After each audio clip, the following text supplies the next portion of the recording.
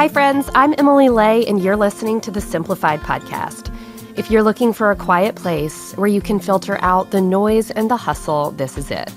Every week, I invite you to slow down and join me to explore practical ways to organize and automate the complicated parts of life so you can focus on what truly matters most.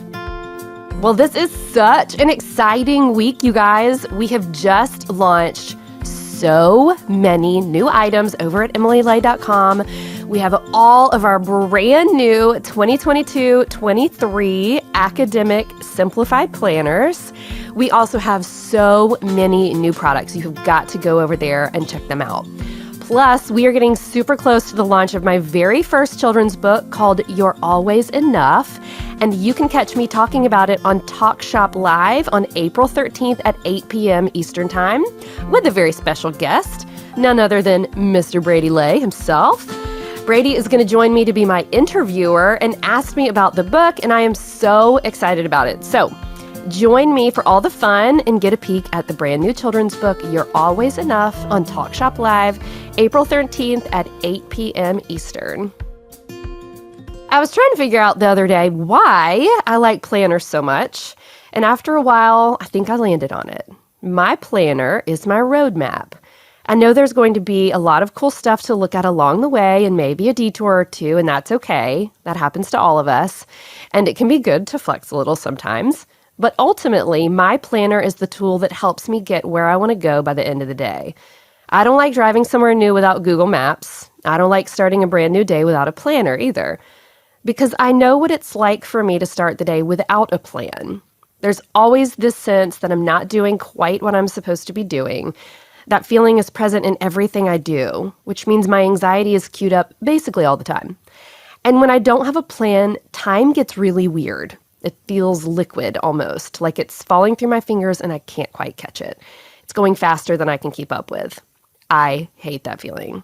My dad always says if you fail to plan, you plan to fail.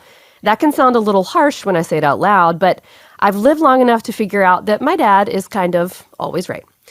Just because you opt out of having a plan doesn't mean that you have no plan. It just means you're planning to leave your day up to chance and hope your memory can keep up with everything you need to do.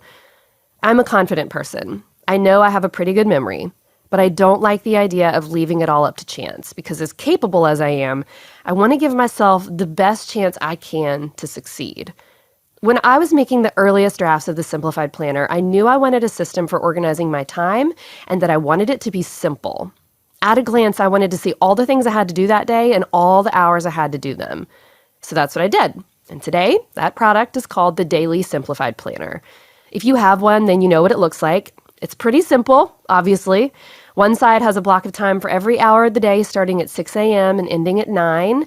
On the other side, there's a place for your to-do list. And at the bottom, there's a spot for notes. And that's it. You know why I made it that way? Because I realized I always felt better after dumping out all the things in my brain. And I needed to figure out when I was going to do everything I thought of during that brain dump. For me, it didn't need to be any more complicated than that. There's a writer that I love named Cal Newport. I've talked about him on the show before because I love his book called Deep Work. He's a master at productivity hacks, and when he started talking about a tiny thing called time blocking, I was thrilled because that's the system I used for myself when I was a new mom who needed to get her life in order.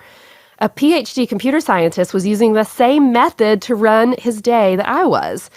The Simplified Planner was already a few years old at that point, but I loved that this same method of keeping track of my day could be used to run all kinds of different days in all kinds of busy lives. And here's the thing about time blocking.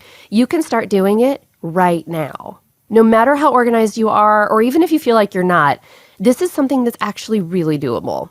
I made the Daily Simplified Planner to make this super automated for you, but you can do this with a plain old piece of paper if you like.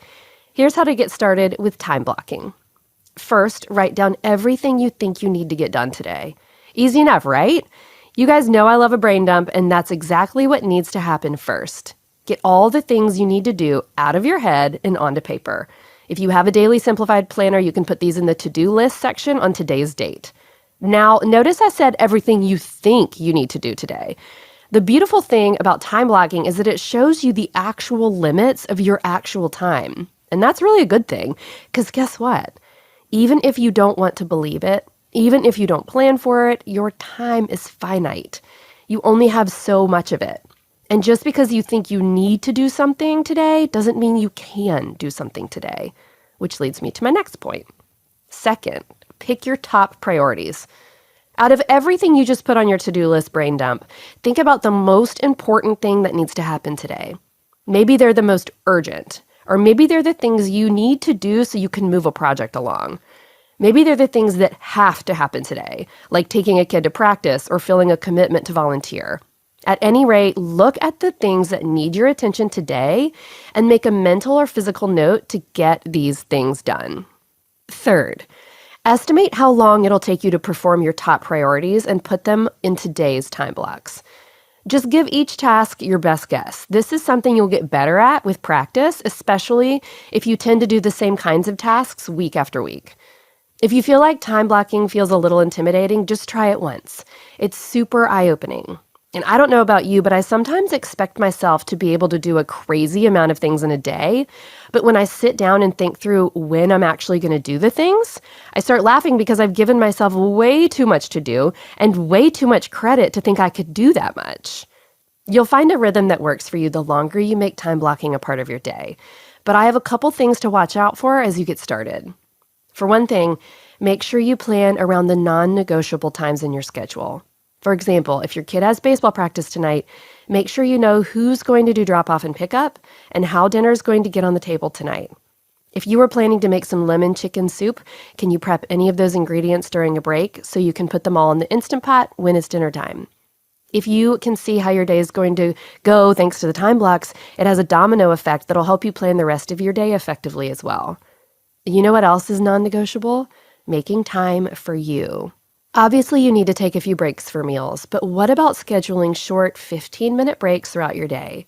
Maybe you need a minute to regroup after a meeting, or your brain needs some time to check out Instagram or TikTok after school pickup. Maybe you need to block off your work calendar at lunch a few days a week so that you can get in a nice walk outside in the sunshine. You may instinctively know how to do these things already, but it never hurts to carve out some actual time just for you. Here's one more idea. Make sure you're using your energy wisely. Do you get your best work done in the morning before everyone gets up and the chaos starts? If your job allows it, plan your deep work projects for early in the morning and use the afternoon for administrative tasks. Do you function better when you've made a good breakfast for yourself? And make sure you build in some time for it. Believe it or not, this is something that's kind of new to me, and I love it. I had no idea how much energy I was leaving on the table by skipping breakfast. Do you know the kids are going to be hangry after school and you're going to be frazzled? Get a fruit platter and single-serve pretzels at the beginning of the week and break them out after school for snack time. Because mouths that are munching on snacks are less likely to be bickering. I speak from experience. Think about the times you get a little frustrated and see if there's something you can schedule in your day to ease the tension around then. Sometimes all it takes is getting quiet for a few days and noticing what comes up for you. And here's the biggest pro tip I can give you. Sometimes you're going to need to flex because that's life. That's okay. You can cross those things out of your time blocks or move that block to another day. I'm not the world's most flexible person, just ask Brian, but I've found that when I give my schedule the ability to flex, it's able to bend instead of break. That's what I'm looking for here. Next, if you're looking to take time blocking even further, then maybe you start time blocking your entire week. So I do this every single week in my Sunday prep. I talked about this detail back in episode 27 called Planning for the Week Ahead. So give that a listen after you're done here so you can get the nitty-gritty details of how I plan for my week. I won't rehash it in all of its detail here, but basically, I like to put all my appointments for the week in my planner, note anything I need help with the kids or I need Brian to do, and also plan for tackling some of my biggest projects. If you get the Sunday scaries like I do sometimes, time blocking for the week ahead helps me feel a little more peaceful about the coming week because I feel like I can do it. There's a saying I love that says, what gets measured gets managed. I think that really applies here. Here's another pro tip. If you use project management software at work, you can also integrate those tasks into your time block planner. Our team uses Asana, and I find it super helpful to see what's on my plate at work for the day, then plug those activities into my Simplified Planner. If I've got a little too much on my plate for that day, I'll ask one of my teammates to help out, or I'll just reschedule that task for another day when I've got more room in my schedule. Also, I typically don't schedule weekends like this. Sometimes I find it helpful if we have a weekend when there's a lot of activities and I need to get some help, like tracking all the logistics of things, but I find that weekend time is best left unscheduled, so I can be focused on just relaxing and being in the present. Anyway, that is how I time block. I hope you found that a little helpful. Just remember this above everything else. Life never goes according to our plans. It's just important that we try to set ourselves up for success the best way we can. As we close out this episode, I would like to say a little blessing for you as we leave this time together and get back into our days. I hope you feel empowered to approach your day with a carpe diem spirit. I hope you remember that if you feel stuck or that time isn't on your side, it's okay to ask for help. And I also hope you remember that you are not what you do, and your measure of success isn't what you get done in a day. It's for being the courageous and kind friend, sister, partner, mother, daughter, and teammate you already are.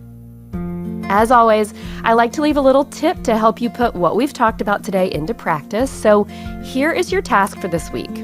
If you're a planner who enjoys using a digital calendar, then I bet you'd probably like to try time blocking in your favorite digital calendar. I find this super easy to do with Google Calendar. You can set up a whole separate calendar called time blocking and easily plug in your time blocking tasks for the day or week. The beautiful thing about time blocking in a digital calendar is how easy it is to move things around when your schedule needs to flex a bit. It's a super quick and easy way to see your schedule at a glance and how you can use the time you have to get what you need to get done. Thank you for listening to the Simplified podcast. I hope today's episode was helpful to you as you begin using your Simplified Planner, continue using it, or use your digital calendar, whatever works best for you. You can find show notes for this episode at emilylay.com/podcast, where you can check out links and resources I mentioned here, and you can shop the Simplified brand of planners and products. And don't forget, you can pre-order my new children's book called You're Always Enough and More Than I Hoped For, right now wherever you buy books. And one last thing, I love bringing you this show each week. If you're loving it as much as I do, would you do me a quick favor? Would you go over to your podcast provider and rate the show or even leave a review? This is a small thing that helps our show in big ways. It tells your podcast provider to put this show in the hands of more listeners who might enjoy some of these helpful tips and tricks as well. I really appreciate your help. And until next time, thank you so much for listening. Bye.